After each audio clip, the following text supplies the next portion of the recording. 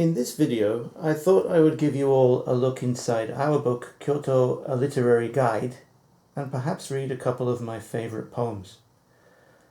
On the cover, you can see a wonderful photograph of the Byodo Inn by Patrick Viatala. I hope I am pronouncing that right. And if we open up the book to the table of contents, and then focus in on those contents, you can see that each chapter is arranged according to historical period. So we begin with the Heian period, which began in 794, the year that Kyoto was established as the imperial capital, and then it goes all the way up to the post-Meiji era and the present day. So this book is arranged chronologically. Now, if we look at the first chapter, each chapter begins with a short introduction which sets historical context. And each one of the selected pieces, whether it's a prose passage like this one on the left, or a piece of poetry like this one on the right, comes with the original text in Japanese, a transcription of the Japanese in Romaji, a translation into English, of course, and a footnote which provides some biographical details and perhaps some other information which can help to deepen your appreciation. And of course we have these wonderful illustrations. Now, when I was helping to put this book together, I did not imagine that our book, our little book, would turn out to look quite as wonderful and as beautiful as it does. It's really quite something, as you can see. Now,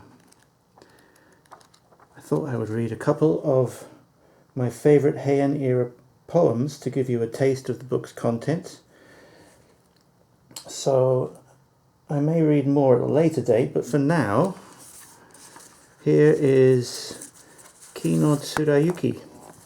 Ki no Tsurayuki was a high-ranking courtier, a principal compiler of the Kokin Wakushu, and also was named as one of the 36 immortals. And my wife Mew is going to read the Japanese first, and then I'm going to read the English. Mew. 梅の花、匂う春べはクラブ山。闇にこゆれどシルクぞありける。Scent of plum blossom in springtime. Even in the dark, crossing Mount Kurabu, I know the tree is here. The next poem is by the wandering monk Saigyo Hoshi. He lived from 1118 to 1190. And it's this one.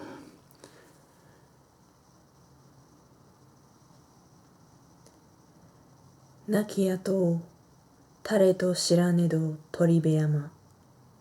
おのおのすごき塚の夕暮れ。 Whose remains are buried here, I do not know, but one by one they unnerve me. Graves of Mount Toribe at twilight. One final point, if we could show the whole book again. One final point is that recently I have published Deep Kyoto Walks, the paperback. Now these actually make very good companion volumes because this one, Kyoto, A Literary Guide, is mostly poetry but not entirely, whereas this one, Deep Kyoto Walks, is mostly prose but not entirely.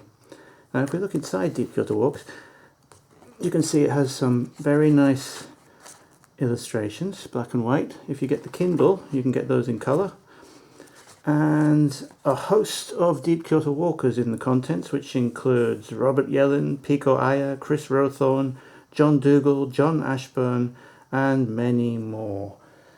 So that's Deep Kyoto Walks. As you can see, it says not for resale here. That's because this is actually a proof copy. But other than that, this is exactly what you would get if you ordered it from Amazon. It has this wonderful painting by Sarah Breyer called Blue Kyoto on the front cover. On the back cover you have a print by Richard Steiner, which represents burning Daimonji. And that one is now available from Amazon. This is also available from Amazon. And that's it. Thank you for watching. I hope you enjoyed it, and I hope you got something out of it. Check the links below this video to order your copies. Kyoto, a Literary Guide, published by Camphor Press, and Deep Kyoto Walks, published by me.